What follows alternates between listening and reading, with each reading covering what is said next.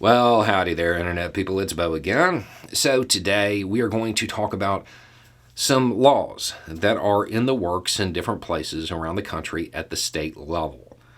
Had some questions about them, about their effectiveness, and we're just going to kind of go over the intent of them, how they're kind of structured, and what may actually end up happening, because those things aren't always the same. The laws appear to be structured with the intent of detrumpification, of making sure that those people who participated in the 6th can't hold public office, or in some cases, even a position of public trust, like a teacher would fall under that. Now, they're being proposed around the country. I know there's some in Connecticut, New York, Virginia, and there are some in the works in other places. On the surface, this kind of seems like a decent idea. These are people who knowingly, unknowingly tricked into it, wandered into it, got out of control, whatever. They attempted to literally overturn an election. That was the goal. So that kind of makes sense. But the laws are structured and focused on words like insurrection, rebellion, sedition, things that aren't really being charged. Yes, we have had a few seditious conspiracy cases, but not a lot of them. So the application is a little weak. It doesn't look like it's actually going to apply much. And then in some of them it says, and crimes related to those. In most cases, I think they have to be a felony related to those. Again, okay, but how are you going to define related to those? How are you going to define what these things are? More importantly, how's it going to be used in the future?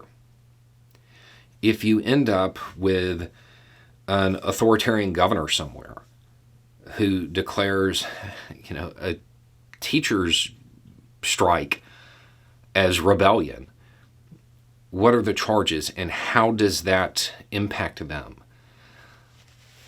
What I have seen so far, these are very vague, and vague when it comes to legislation is not good, because it leads to the statute being used selectively and causing downstream effects that you might not imagine. I'm not opposed to the idea of this. It's just the way they're structured, it makes me a little concerned. I understand that the goal was to create a statute that included the 6th, but didn't look like it was singling out those who participated in the 6th. I get that. That makes sense on some level. However, we have to acknowledge that what happened on the 6th was special. It was different. This wasn't the same thing as a union strike. This wasn't the same thing as a bunch of people angry about a public health mandate. Even for those people who hold positions I don't agree with, creating a statute that basically bars them from future employment is a little much when it's this vague. It needs to be more specific, because best case, it doesn't really do much.